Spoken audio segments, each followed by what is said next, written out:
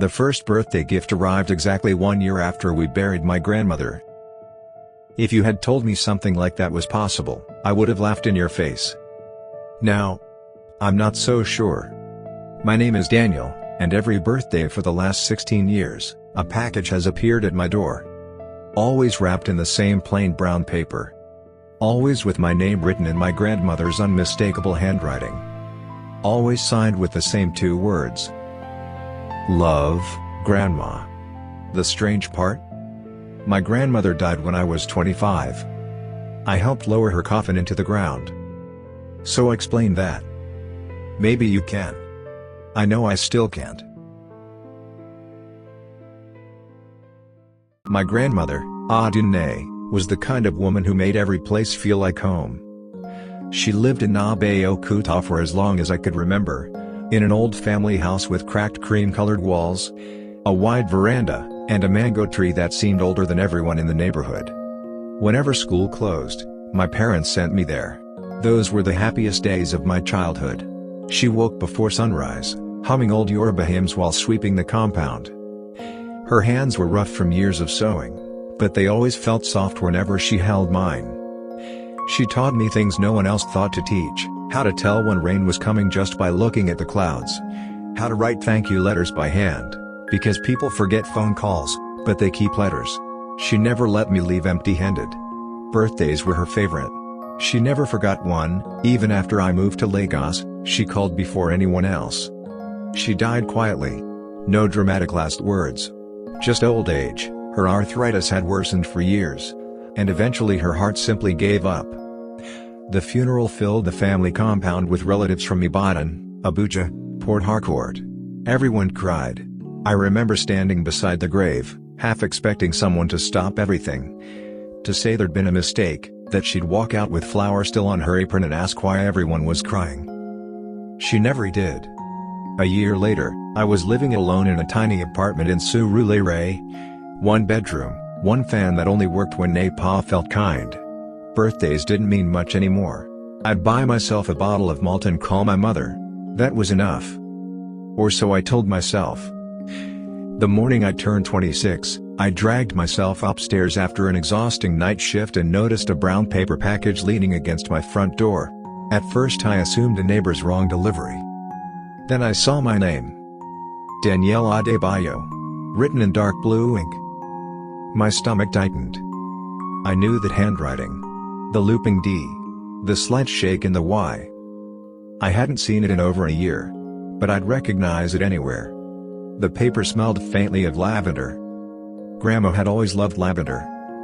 This isn't real, I whispered to myself. Someone was playing a cruel joke. It had to be. Inside was a beautifully folded Ankara wrapper in deep indigo and gold. The exact colors Grandma used to say matched my complexion.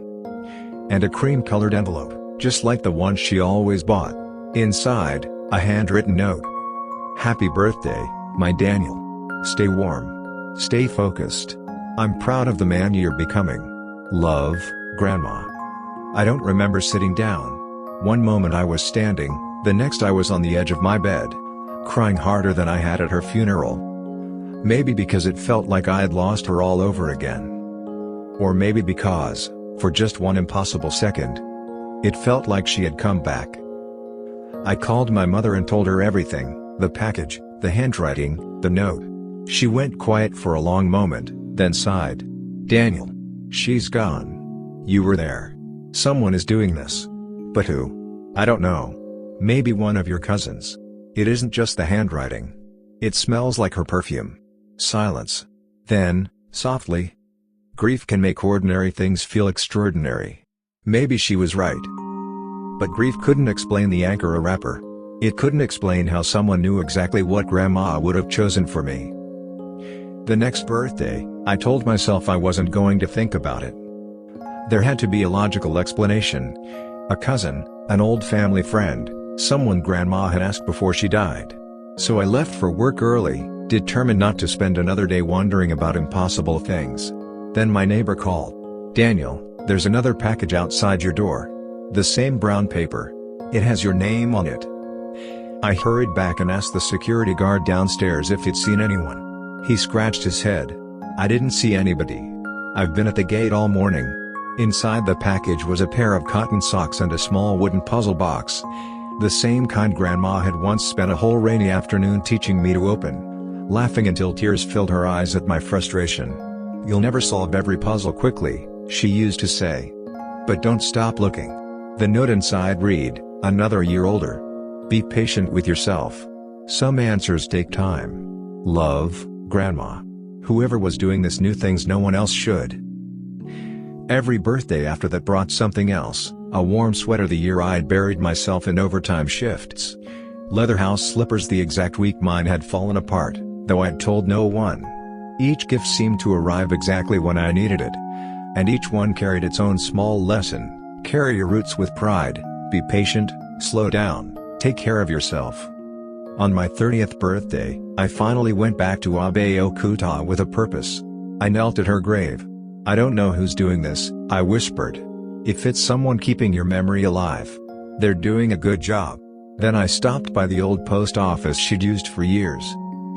The woman behind the counter remembered her immediately, Mama Dunny. She always came early in the year, posting letters. My heart raced. Did she leave instructions before she passed? She disappeared, returned with an old ledger, flipped through yellowed pages. Then shook her head. "I'm sorry. Nothing. No standing order. No prepaid deliveries." I'd been close to something. Only for it to disappear again. Back home, reading through the notebook where I'd recorded every gift, one thing struck me: the gifts weren't random. Each one arrived exactly when I needed it most. It felt personal. As though whoever sent them wasn't just remembering my birthday. They were somehow keeping up with my life. By 31, the packages had become part of my life. Never a day early. Never a day late. Whoever delivered it knew exactly where I lived. Even after I moved from Surulere to Yaba, I'd never left a forwarding address with the post office. That frightened me almost as much as it comforted me. That year's gift was a gray cardigan and a leather-bound notebook. The note read, "Write things down, my Daniel. The important things have a way of slipping away if you don't hold on to them." That night, I filled page after page with memories. Tying my shoelaces, shelling beans together. The Christmas she burned the chin-chin because we talked too long. For the first time since she died, remembering her didn't make me cry. It made me smile. The following year brought a framed photograph I'd never seen. Grandma under the mango tree, me asleep in her lap. The note: "The best moments are usually the ordinary ones. Don't forget them." Life slowly grew fuller. A promotion. A better apartment. Then, at a colleague's wedding, I met Ada. She laughed easily, listened more than she spoke. I told her about the packages before we got engaged, expecting her to think I was losing my mind. Instead she asked quietly, "How do the gifts make you feel?" "They make me miss her. But they also remind me I was loved." She squeezed my hand. "Maybe that's the part that matters." On my 36th birthday, Ada found the package with me. Inside, resting on velvet, was my grandfather's silver pocket watch, one I hadn't seen since Grandma died. The note: "Time keeps moving, whether we do or not. Don't spend yours looking backward so often that you forget to look forward. I'm proud of the man you've become." The watch was still ticking. Steady. Alive. Something inside me broke. Or maybe it finally healed. The gifts had already done what they were meant to do, carried me through grief, one birthday at a time. A few months later, Ada told me she was pregnant. I cried before she did, not from fear, but because I wished Grandma could have met our child. We told almost no one, just our parents. 3 months later, my birthday arrived, and inside the familiar brown paper package was a tiny blue baby blanket with satin edges. The note: "For the little one on the way. Wrap her tightly. Tell her stories. Let her know she was loved long before she arrived." Ada covered her mouth. "We never told anyone." I shook my head slowly. "No. We didn't." Neither of us spoke for a long time. We simply stood there, holding the blanket between us. Years passed. Our daughter grew into a curious little girl who loved stories about a great-grandmother she'd never met. Every birthday, she sat beside me as we opened the latest package together. Books, warm scarves, Homemade biscuits that tasted almost exactly like Grandma's. The mystery slowly stopped being the center of my story. The lessons became the real gift. There were moments my mind still wandered. Once, visiting family in Ibadan, I noticed Aunt BC writing a shopping list. Something about the way she formed her letters reminded me of Grandma. She caught me looking, smiled, and asked if I was still writing in that notebook I had once mentioned. The question stayed with me the whole drive home. Not because it proved anything. It didn't. Some doors are better left unopened. This year, I turned 41. Like every birthday before it, the package was waiting outside my door. I smiled before I even picked it up, not because I expected answers, but because I expected love. Inside was a simple fountain pen, the kind Grandma used all those years ago. The note was shorter than usual: "Keep writing, my Daniel. One day these memories will become someone else's comfort." That night, I opened the notebook she'd given me years earlier and read back through everything: the grief, the questions, the birthdays, the healing. On the last blank page, I wrote the one thing I knew for certain: I don't know who sends the packages. Maybe I never will. Maybe Grandma planned something none of us ever discovered. Maybe someone loved her enough to keep a promise she never got to finish. Or maybe there are some things in this world that simply refuse to be explained. Whatever the truth is, every birthday, someone reminds me that love doesn't always end when a life does. Sometimes, it finds a way to keep showing up. For years, I believed the greatest mystery was who kept sending the gifts. Now I think the greater mystery is how one person's love can outlive them by so many years. I still don't have all the answers.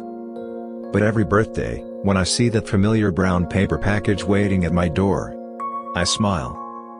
Because some mysteries aren't meant to be solved. They're meant to be cherished. Thank you for listening. If this story touched you, let us know in the comments. Who do you think has been sending the packages? And do you think some mysteries are better left unsolved? Don't forget to like, subscribe, and share this with someone who still feels loved by someone they've lost. Until next time, thank you for watching.